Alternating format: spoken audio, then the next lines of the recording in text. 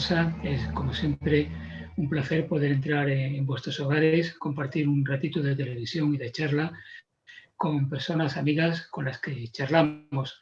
Y en este caso tenemos a alguien para nosotros entrañable, un amigo además, una institución en Marbella, licenciado en Derecho, abogado en ejercicio, gestor, asesor y al frente de la gestoría Bocanegra desde hace más de 30 años. Él es Ricardo Bocanegra.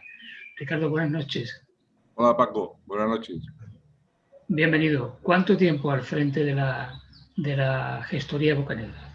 Pues mira, el mes que viene hará 39 años que fundé la gestoría Bocanegra, o sea que ya hará 39 años.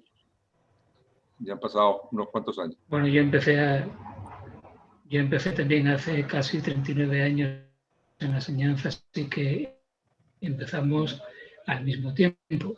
Pues sí, me acuerdo Bueno, yo habrás perfectamente. observado que Perdón.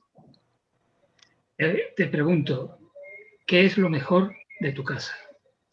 Pues mira, sin ninguna duda, lo mejor de mi casa, como yo creo que de cualquier casa, es la familia. La familia, tanto la familia original en cuanto a padres y hermanos, primero, como ahora tu mujer, tus hijos. Entonces, sin ninguna duda, lo mejor de mi casa, como de cualquier casa, es la familia, sin ninguna duda.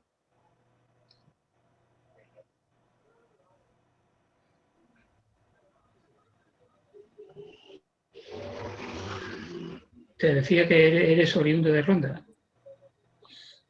Se ha ido la voz, pero pues sí, efectivamente, tengo que decir que mis padres se casaron en Marbella en el año 1953, la Encarnación, como es natural, y acto seguido destinaron a mi padre a Ronda. Él era funcionario del Instituto Nacional de Previsión y estuvo allí unos años, y estando en Ronda fue cuando yo nací, cuando nacimos los mayores de los hermanos, aunque yo la verdad es que todos mis recuerdos se retrotraen a Marbella, porque yo siempre, toda mi infancia, toda mi juventud y toda mi vida la he pasado en Marbella. Incluso recuerdo que en los años en que hemos vivido en Ronda, todos los veranos nos mandaban a casa de mi tío Rodrigo, a mi hermano Casimiro y a mí, a los dos mayores, nos mandaban a pasar todo el verano, con lo cual yo desde que era muy chico estaba aquí primero en verano y después ya pues a los 5 o 6 años, una vez que mi padre consiguió el destino al Instituto Nacional de Previsión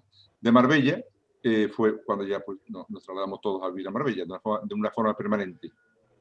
Sí, tú puedes decir, como decía don Fernando Alcalá, que era un marbellero que lo habían nacido en Ronda.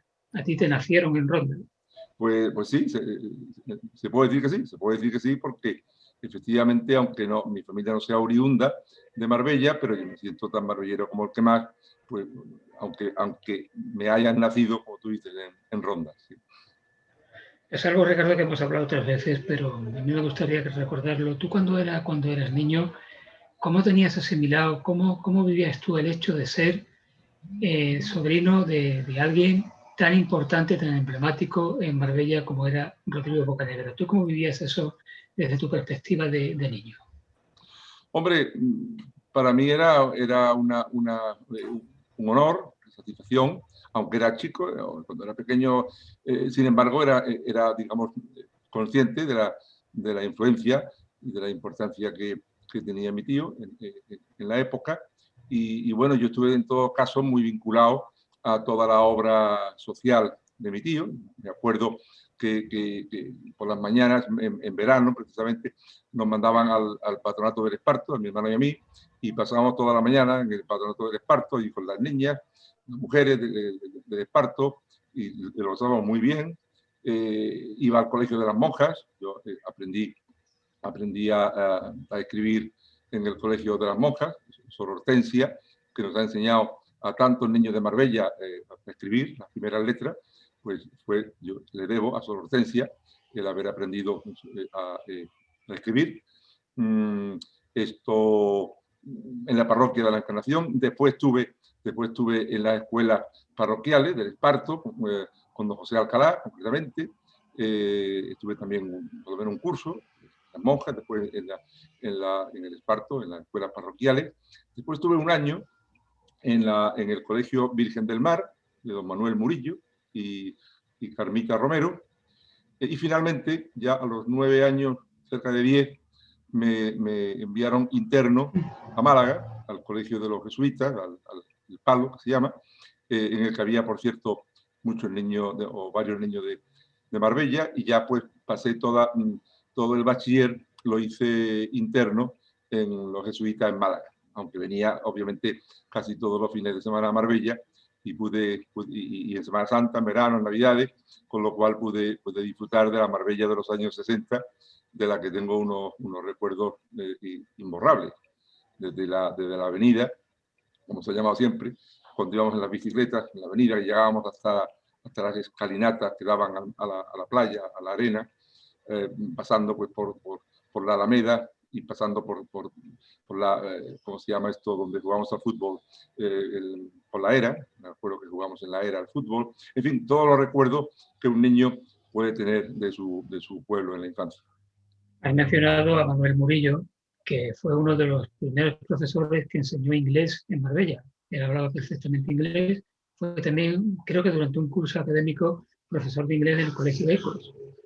Ah, pero no lo sabía, pero sí sabía que era profesor de inglés, y yo creo que fue el primer profesor de inglés que hubo en Marbella, seguramente. Pues seguramente, si no fue el primero, fue de los primeros. Además, él, como tú has dicho, estaba casado con Carmita Romero, y curiosamente Carmita Romero, que era la delegada de la sección femenina, por lo tanto, estaba dentro de los cánones de los presupuestos del régimen, y sin embargo Manuel Murillo era absolutamente de izquierda, incluso de tendencia republicana. Anda, y era un matrimonio muy bien avenido, a pesar de que ideológicamente eran contrapuestos. Qué gracias, pues curioso, no lo sabía. Dato muy curioso. Sí. Luego tienes una información privilegiada, porque poca gente sabe eso. Sobre todo en aquella época me imagino que no haría mucho alarde. No, en aquella época no, pero ya posteriormente, cuando llegó la democracia, pues eso se habló, y además, vamos, lo tengo confirmado por parte de su hija Marilyn, que ahora mismo vive en Extremadura, y lo tengo confirmado por ella que efectivamente era así, que se respetaban mutuamente las ideologías que tenían, y esto demuestra que al fin y al cabo, al margen de las ideologías, por encima de todo están las personas. Pues sí, sin ninguna duda. Igual que tengo un magnífico recuerdo de don José Alcalá, gran maestro, y de Vallés, mi querido José Manuel Vallés, que él no me cogió en las escuelas parroquiales, pero sí me daba clases particulares todos los veranos, como siempre me quedaba alguna asignatura en junio, pues siempre me daba clases particulares.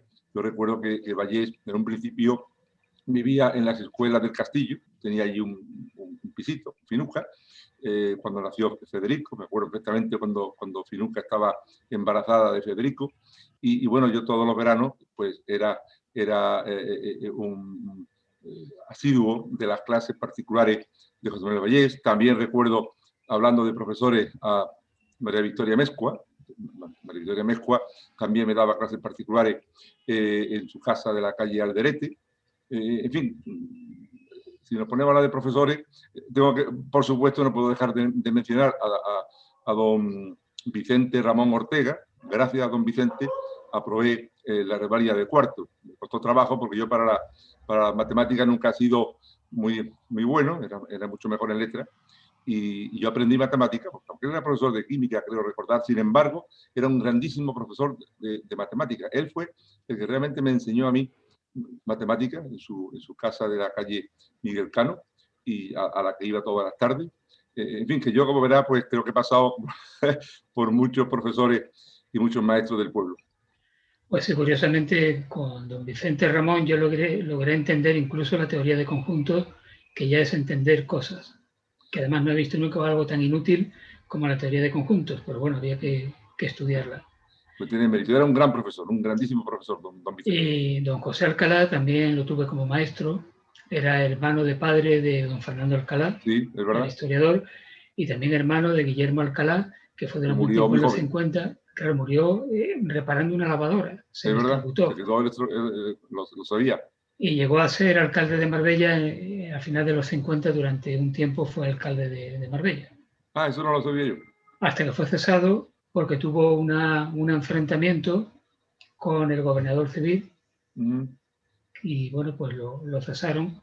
En aquella época ya se sabe que se quitaba a dedo, se quitaba y se ponía. Pues Guillermo Alcalá tuvo cierto rifirrafe con García del Olmo, que era el gobernador civil.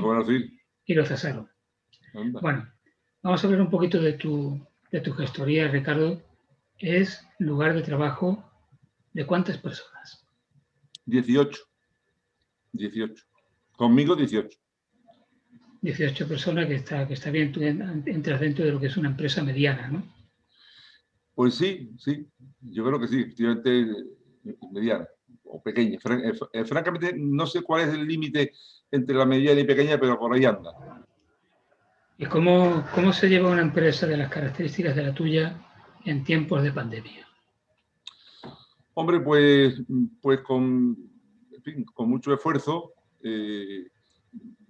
Yo no me puedo quejar, es decir, tengo que decir que, por supuesto, aunque ha bajado mucho el trabajo en lo que se refiere fundamentalmente a pequeñas empresas que o bien han cerrado o bien han parado la actividad.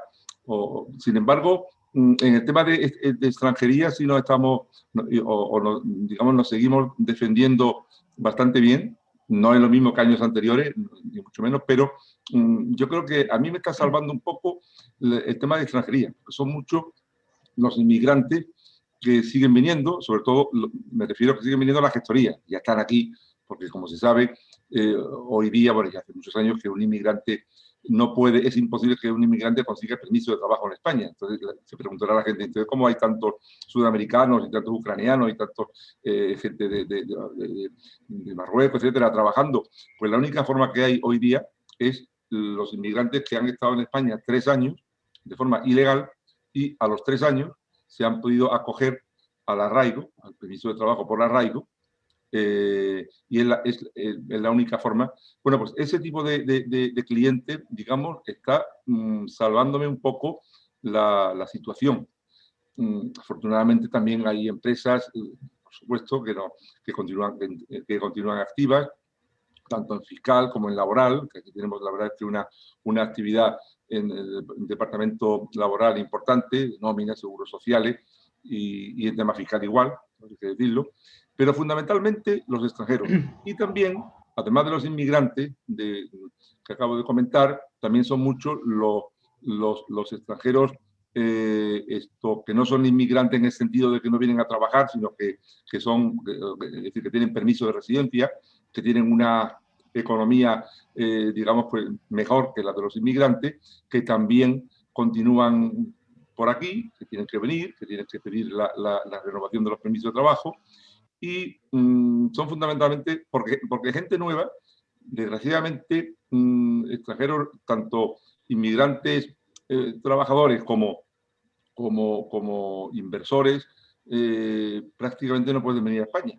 La única forma que tienen de poder venir a España son o los españoles o los residentes. Si no tienen permiso de residencia, no pueden venir, salvo algunos casos muy puntuales que acrediten, que justifiquen, que tienen un motivo para venir. En consecuencia, el parón en cuanto a nuevos clientes es muy notable. Yo me estoy ahora abasteciendo, por decirlo de alguna forma, de los que ya están aquí, bien porque sean clientes antiguos o bien porque sean nuevos, pero no nuevos en España, sino nuevos en mi despacho.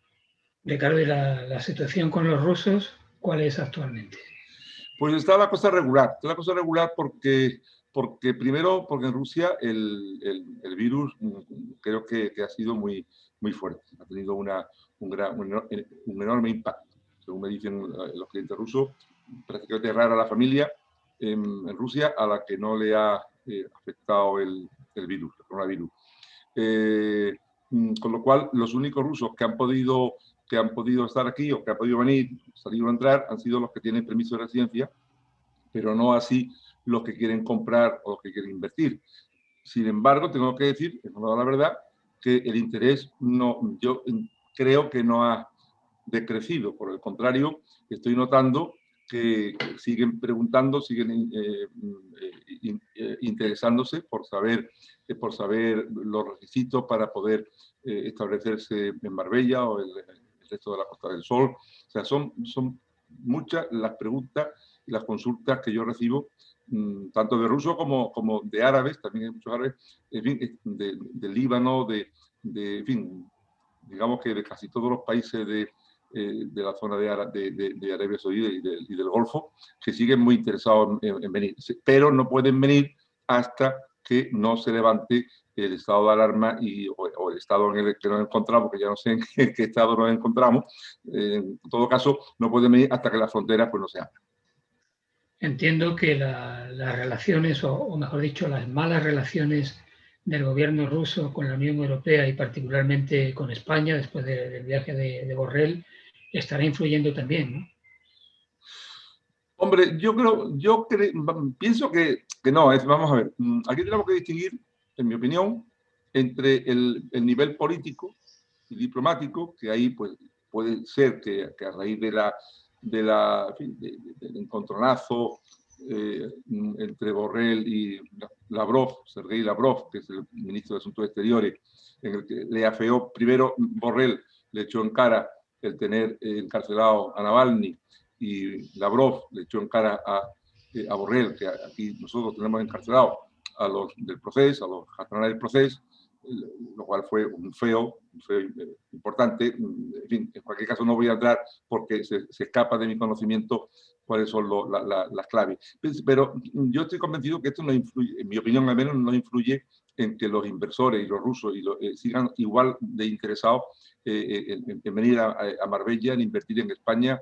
O sea, que realmente este tipo de cosas al inversor realmente no le influye, en mi opinión. Y el otro asunto que particularmente yo contigo a través de la radio y de la televisión he hablado en más de una ocasión, el Brexit, 2 meses después de haberse consumado el Brexit definitivamente, ¿la situación cuál es? ¿Cómo va evolucionando la cosa? Bueno, pues la verdad es que ahora es decir, nos encontramos con dos tipos, por decirlo de alguna forma, de británicos. Los que tenían permiso de residencia antes del Brexit y los que no lo han tenido nunca, o han venido ahora o quieren venir ahora. Los que estaban aquí antes y tenían permiso de residencia han podido y aún pueden solicitar la TIE. La TIE es la tarjeta de identidad de extranjero, es decir, la tarjeta de residencia. Pueden pedirla en cualquier momento, aunque yo recomiendo que la pidan cuanto antes. Yo estoy recomendando que la pidan antes del 30 de junio. Pero bueno, en cualquier caso, los que tengan la residencia no van a tener problemas. La van a poder cambiar por la TIE, que es el nuevo documento de identidad de los extranjeros no comunitarios. El problema radica en los newcomers, como dicen los ingleses, en los recién venidos, en los que vengan por primera vez. Los que vengan por primera vez lo van a tener complicado. Lo van a tener complicado porque ya no es la facilidad que había antes que hay hoy día para los comunitarios. Ahora ya son de hecho considerados como ciudadanos de un país tercero, y van a tener los mismos derechos y obligaciones y requisitos y condiciones que un ruso, un senegalés o un americano o un canadiense. Es decir, que ya son ciudadanos no comunitarios y bueno, pues para pedir un permiso de residencia pues van a tener que acreditar una serie de condiciones, como tener solvencia económica, como tener una propiedad o como mínimo una casa alquilada de larga duración, no tener antecedentes penales, certificado médico, en fin, una serie de documentos que tienen que presentar en el Consulado de España en su país, en el Reino Unido, y después tienen que venir para acá, para ir a la comisaría. En definitiva, yo siempre digo que es como si nos hubiéramos retrotraído en el tiempo a la época anterior al Tratado de Maastricht, cuando se establece la libre circulación de personas, servicios, capitales, cuando se establece la Unión Europea, el Tratado de Schengen. Pues ahora los británicos estamos como estaban antes del 93, que yo recuerdo, ya comenté antes que yo abrí la gestoría en el año 82, pues del 82 al 93 y 94 tuve muchísimos británicos que venían, a los que yo le tramitaba el permiso de residencia. Sí, había un papeleo indiscutible como el que hay ahora y tampoco pasaba nada. Es decir, que en definitiva se trata de que la gente pues cumpla una serie de requisitos que no son tan complicados de cumplir. Por supuesto, es mucho más complejo que antes siendo ciudadano de la Unión Europea. Pero en todo caso, yo siempre digo que si bien es más incómodo que antes, no deja de ser perfectamente factible y viable para cualquier británico establecerse en España cumpliendo pues, una serie de requisitos, como es, como he dicho, pedir el visado de residencia en su país y después, una vez aquí, pedir la tarjeta de residencia. Otra cosa son es que son muchos los supuestos, los que quieran trabajar por cuenta ajena, como asalariados. Los asalariados, desgraciadamente, lo van a tener, yo diría que imposible. Ya se ha terminado, desgraciadamente, digamos, la posibilidad de que los británicos puedan venir a trabajar como venían hasta hace poco en la hostelería, en las inmobiliarias, que había británicos por todas partes y además prestaban un servicio, por supuesto, muy bueno, indiscutiblemente. Pues por desgracia eso se ha terminado. Ya no es posible que un británico pueda venir por primera vez a trabajar a España, salvo casos contadísimos en que se acredite que en el INEM no hay ningún español capacitado para hacer eso, pero aún así las autoridades son tremendamente restrictivas y en la práctica los británicos se van a ver abocados a hacer lo mismo que están haciendo pues, los sudamericanos o los ucranianos o los marroquíes. Aguantar 3 años de forma ilegal, comillas, aunque suene muy mal, pero él es la única vía que le deja la ley, que es a los 3 años de estar aquí en España sin salir o habiendo salido un máximo de 120 días en los 3 últimos meses, en los 3 últimos años, y poderse acoger a la arraigo. Con lo cual, los más perjudicados son los trabajadores por cuenta ajena del Reino Unido, que ya, insisto, no van a poder venir a España. Después, sí, perdón.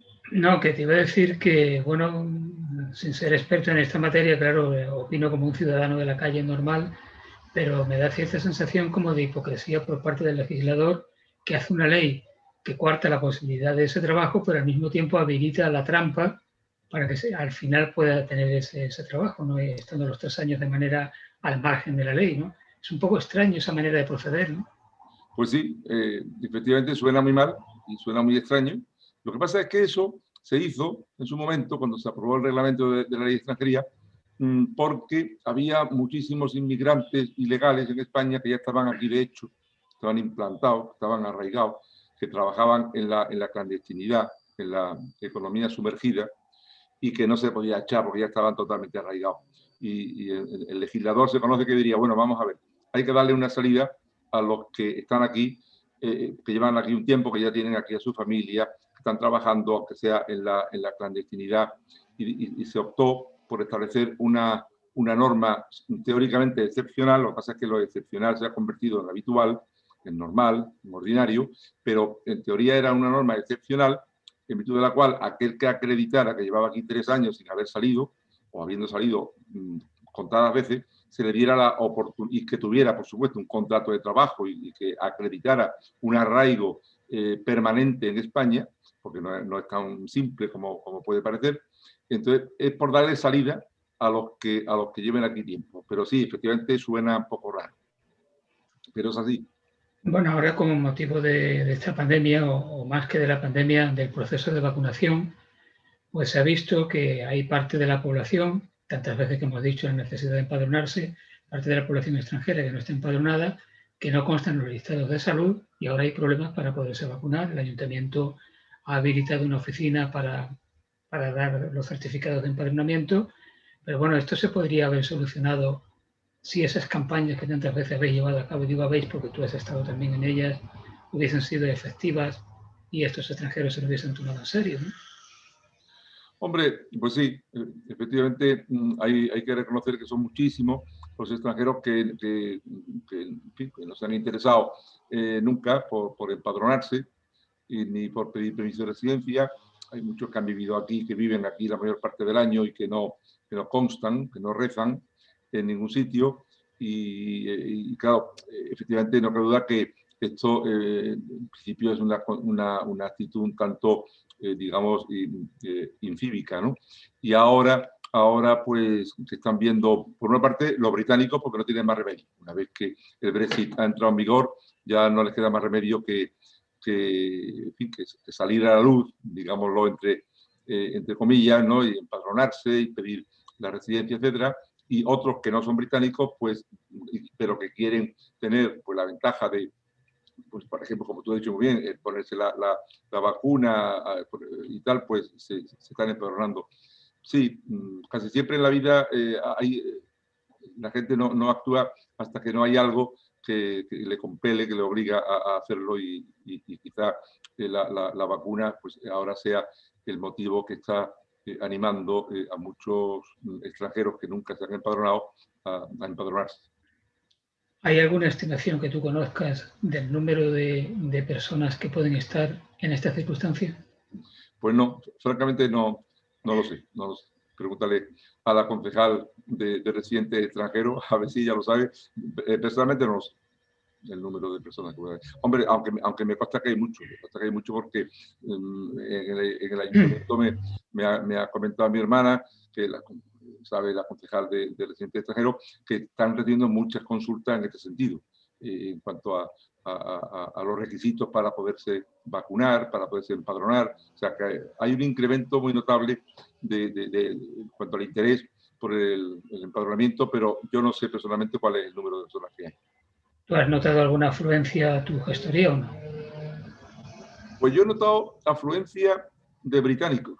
Yo siempre he dicho que, y de hecho lo comenté antes, en mis primeros años la mayor parte de mis clientes eran británicos, o una grandísima parte, porque, bueno, también había muchos árabes y después llegaron los rusos y después, o al mismo tiempo, llegaron los sudamericanos, los hispanoamericanos, en fin, que por la gestoría han pasado y siguen pasando todo tipo de nacionalidades, ¿no?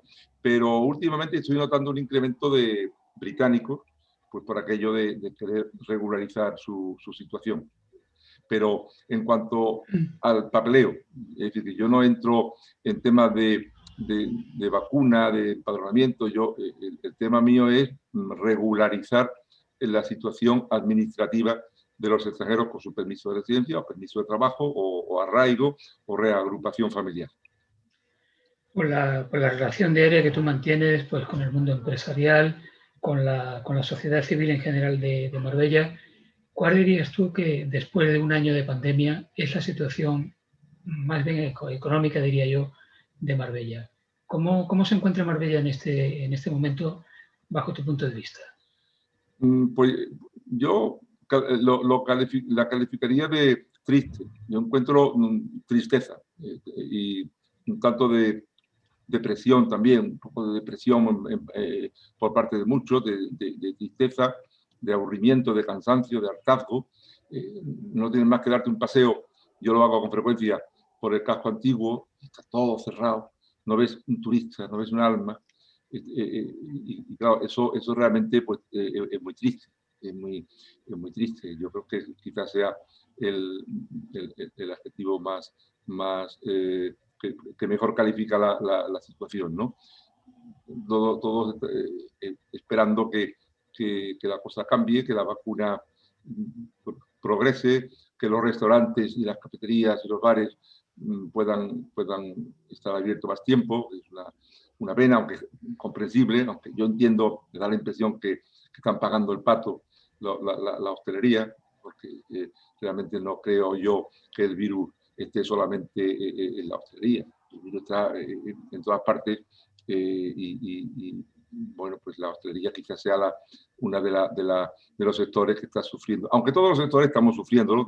En mayor o menor medida, pero quizás la hostelería sea el sector o uno de los sectores más perjudicados por el virus, o si no por el virus, por las normas que se establecen con motivo del virus.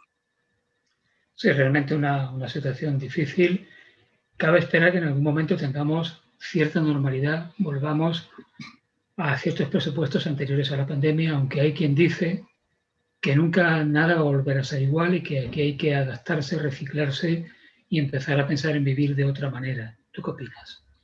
Pues mira, yo opino que tan pronto como esto se supere, que se superará, tardará unos meses más, confío que sean solo unos meses más, yo creo que la gente, que todos de alguna forma nos hemos dado cuenta de lo que teníamos y de lo que hemos perdido, y yo creo que vamos a coger la vida con mucha más ganas, con mucho más interés, con mucho más pasión en el trabajo, en la diversión, en los viajes, en el aprecio a los amigos, al estar juntos, al comer con la familia, con los amigos.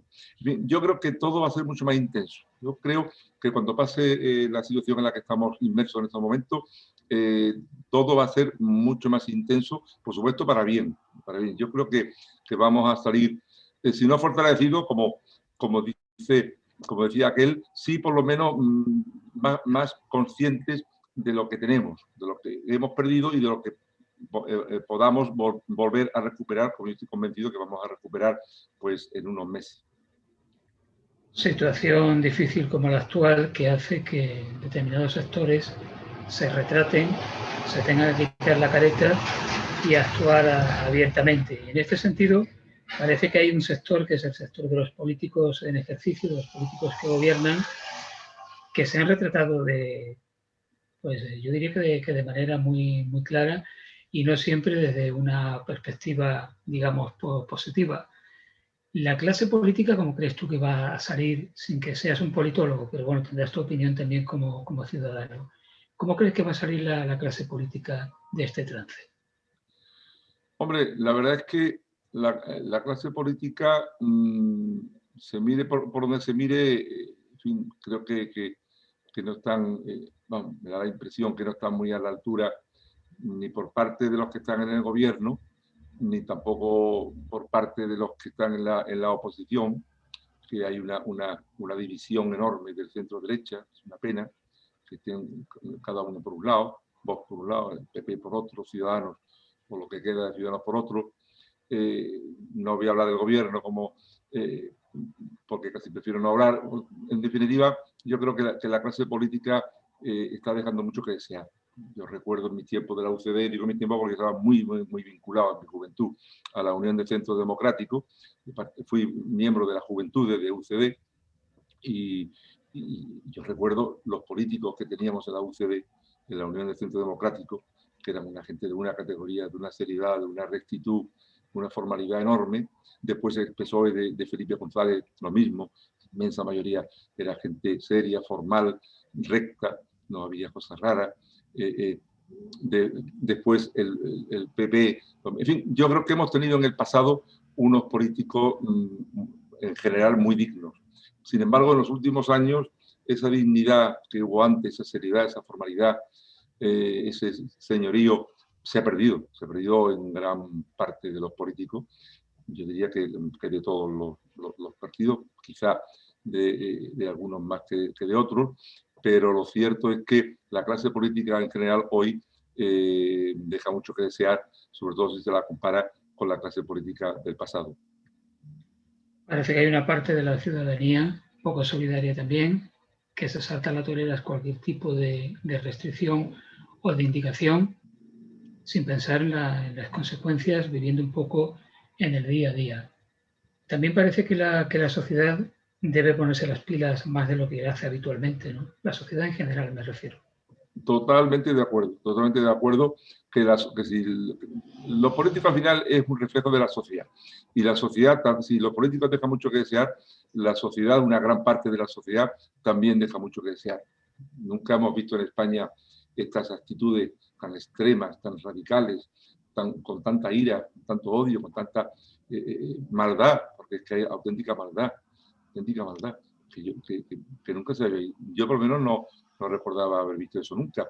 Efectivamente, la sociedad también deja mucho que desear, una buena parte de la sociedad, no toda, obviamente, pero sí, la situación actual es una situación que no es precisamente la mejor.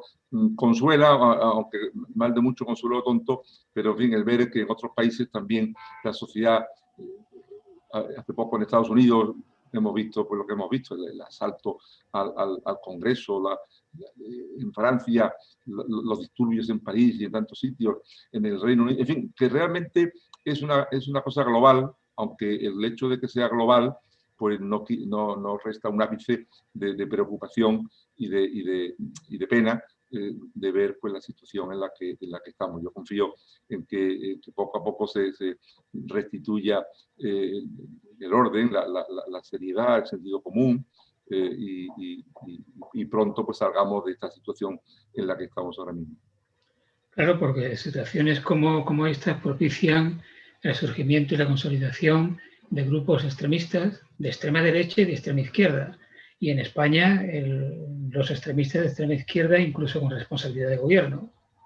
Esto yo creo que, en cierto modo, nos debe un poco alarmar que algo está ocurriendo, algo negativo está ocurriendo en esta sociedad, que no nos centramos y nos quedamos en los extremos, o por lo menos se notan que levantan cabeza esos extremos populistas, ¿no?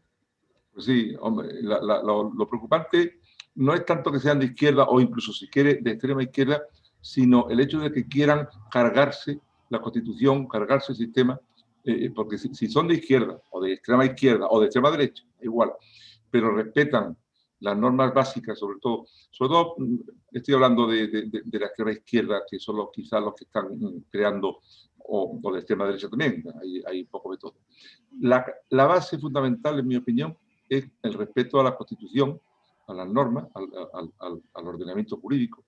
En el momento en que una parte de esa extrema, de esos extremos, se quieran cargar la monarquía, se quieran cargar la Constitución, se quieran cargar, como le llaman ellos, el régimen del 78, que tantísimos aciertos tuvo y que también nos ha ido a los españoles. Tú y yo hemos votado la Constitución por razones de edad. Yo también voté la ley para la reforma política, el 15 de diciembre del 76. Después, en el 77, pues cuando las primeras elecciones, el 15 de junio, pues ya, por supuesto, también voté. En fin, es una pena que ahora haya algunos grupos, no sé si llamarlos grupos o grupúsculos, pero en todo caso, algunos grupos que tienen que suena mucho en la sociedad, que es una pena que se quieran cargar este régimen ejemplar que supuso la transición. Y por eso digo que a mí no me preocupa tanto que sean de extrema izquierda o de extrema derecha, como que se quieran cargar la Constitución y la democracia que nos hemos dado todos. Claro, Ricardo, yo creo que también decepciona bastante que alguien a quien considerábamos como un adalid de la llegada de la democracia y precisamente de uno de los artífices de que la Constitución fuese y sea una realidad, como es el rey Juan Carlos I, al final pueda terminar siendo por lo menos un presunto delincuente o con unos comportamientos de momento nada claros. Yo creo que eso decepciona bastante y es un poco como extender la idea de que todo vale, ¿no? Pues mira, lo del rey Juan Carlos ha sido una pena porque ha sido un magnífico rey que trajo la democracia junto con Suárez y con Torcuato Fernández Miranda, el que defendió la democracia el 23 de febrero y el que, en fin, como rey fue impecable. Pero, sin embargo, es una pena su conducta personal, que ha sido, pues, la verdad es que muy lamentable, ¿no? En fin, de muchos puntos de vista. Entonces, hay, digamos, es una pena que a lo mejor se le juzgue a este hombre por su conducta personal, que, insisto, ha sido lamentable, indiscutible, y se olvide toda esa obra importantísima que hizo con la democracia, la Constitución, cómo permitió que se acabara con el régimen de Franco, pero de la ley a la ley, de una forma dentro del marco legal. Para eso tuvimos a Torcuato Fernández Miranda, que fue el gran padre y artífice de la reforma, del cambio de la ley a la ley, y fue un rey que pudo, en fin, heredó todos los poderes de Franco y, sin embargo, pues cedió, como es natural, todos los poderes al Parlamento, a la soberanía nacional, y se convirtió en un rey parlamentario y constitucional. Es una pena, insisto, que esas conductas personales que ha tenido, pues, digamos, empañen y ensombrezcan esa grandísima labor que hizo como rey. ¿Tú crees, Ricardo, que Hacienda nos trata a todos los ciudadanos por igual? ¿Es una ingenuidad hacer esta pregunta o esta observación? ¿Realmente es un organismo, el Tesoro Público, que considera a toda la ciudadanía en igualdad de condiciones? ¿O a veces se mira de manera diferente? Pues no lo sé, francamente no lo sé.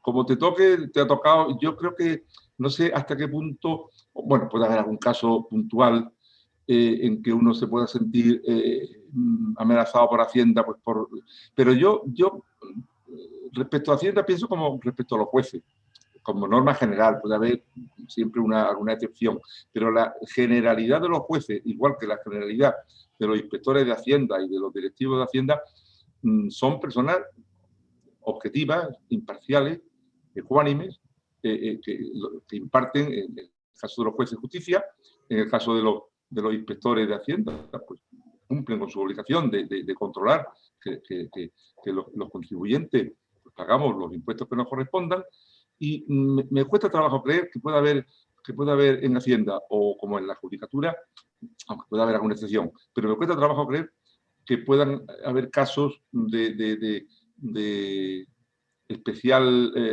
persecución contra alguien por algún motivo. Me cuesta, a lo mejor peco de ingenuo, pero yo no puedo creer que un juez o un inspector de Hacienda persiga a alguien pues por sus razones políticas o por otro tipo de razones. Me cuesta trabajo creer. Bueno, hemos estado hablando de política y ahora te voy a preguntar por cosas más livianas. Tú no tienes mucho tiempo libre, pero supongo que tu tiempo libre lo dedicas a algunas cosas que te pueden gustar. ¿A qué dedicas tu tiempo libre? Pues mira, fundamentalmente, porque yo no soy de los que juega al golf, siempre digo que jugaré al golf cuando sea mayor, y me temo que he llegado mayor y sigo diciendo lo mismo, que jugaré al golf cuando sea mayor. Entonces yo lo que hago fundamentalmente es, o procuro hacer, andar, procuro caminar. Uno de mis deportes, entre comillas, favoritos es caminar por el paseo marítimo. Creo que tenemos un lujo de paseo marítimo, y yo cada vez que tengo un rato libre, por supuesto los fines de semana, y durante la semana también si puedo, me escapo, y mi tiempo libre fundamentalmente pues lo dedico a andar fundamentalmente, y también pues a leer. Y además soy lector fundamentalmente de periódicos, y me encanta leer la prensa, los artículos de fondo, y no caigo en más cosas. El Club Internacional de Marbella, una creación tuya junto con tu mujer, con Viruca Yebra. Entiendo que ahora en un impasse, en una especie de etapa oculta como un Guadiana, a la espera de poder resurgir en cuanto esto se mejore un poquito, ¿no? Pues no sé qué decirte, porque es que ya los tiempos no es lo que era. A veces lo hablamos Viruca y yo, que nos llevamos las manos a la cabeza de la cantidad de personalidades que hemos traído, sobre todo ella, que era el alma mater, que hemos traído a Marbella, que hoy sería imposible, sería impensable traer a gente tan importante, pues, por muchas razones. Es muy difícil digamos, reactivar un club de opinión de esa altura, de esa categoría, es muy difícil. Yo creo que en la vida todo tiene un comienzo y un final. Empezamos en el año 90, y terminamos en el 2017. Son 37 años, 27 años seguidos, de todos los meses, menos en verano, en agosto, todos los meses trayendo personalidades del máximo nivel de todos los ámbitos, de todas las ideologías. Hemos procurado siempre ser un club abierto, liberal, plural, en el que tuvieran cabida pues, todas las ideologías dentro del marco constitucional, del marco legal, como no podía ser de otra forma.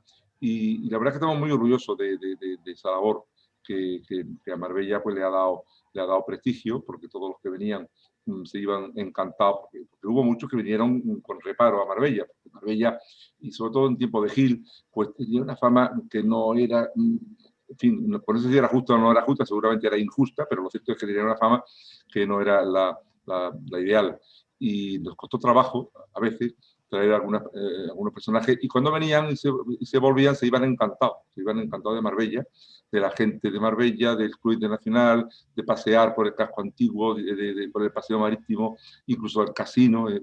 Hemos llevado a muchos al casino del pueblo. Se iban encantados porque temían encontrarse con una Marbella, la típica Marbella que salía en la televisión. En aquella época, pues Marbella, y bueno, siempre, por desgracia, en las televisiones siempre le han tirado a Marbella. Entonces, que venía, pues venía con cierto reparo, pero tengo que decir para nuestra satisfacción, que se iban todos encantados de Marbella. Sí, además han venido varios premios Nobel, mucha gente de la literatura, primeras figuras de la política, desde don Manuel Fraga hasta Santiago Carrillo, ¿no? O sea que realmente, como tú has dicho, una pluralidad absoluta que siempre ha caracterizado al club. Bueno, pues si vuelve en algún momento, bienvenido sea de nuevo, y si no, pues ha cubierto una etapa realmente importante dentro de la vida social y cultural de Marbella, y eso es algo muy positivo en vuestro haber. Sí. Ricardo, ¿tú eres de series o de películas? Yo prefiero, o sea, soy de películas. Así como mi mujer es muy de serie, con lo cual tengo que tragarme alguna que otra por aquello de estar en la salita de estar y tener puesta la serie, pero yo soy más de películas, y además soy de películas de las que te inhiben, de películas de acción y de Sean Connery, en fin, que no me apetece complicarme mucho la vida con películas profundas. Bueno, pues para despedirnos, recomiéndanos una película. Pues ahora mismo, eso me lo tenía que haber dicho antes de llamarme, y lo hubiera pensado, porque ahora mismo no caigo. ¿Alguna que te hayas visto que te haya gustado mucho, aunque sea clásica? Pues mira, casualmente vi anoche Adivina quién viene esta noche, que más clásica no cabe, y la verdad es que con lo de veces que la he visto, no me canso de verla. Que es una película con mucho contenido y con mucho mensaje. Muchísimo. Es genial. Y además, cuanto más la veo, más conclusiones y más profundizo en su temática.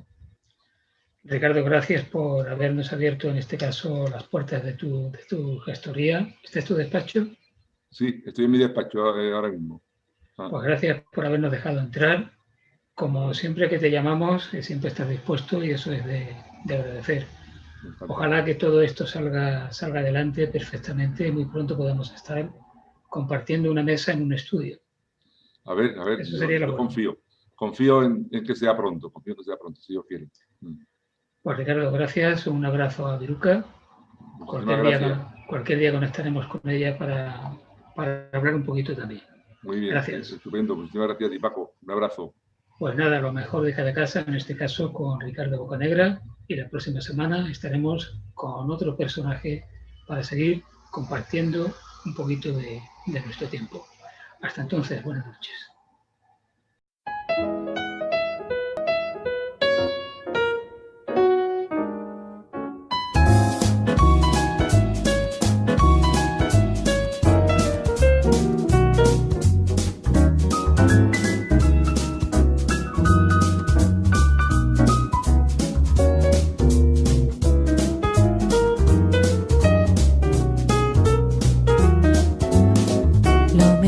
De cada casa.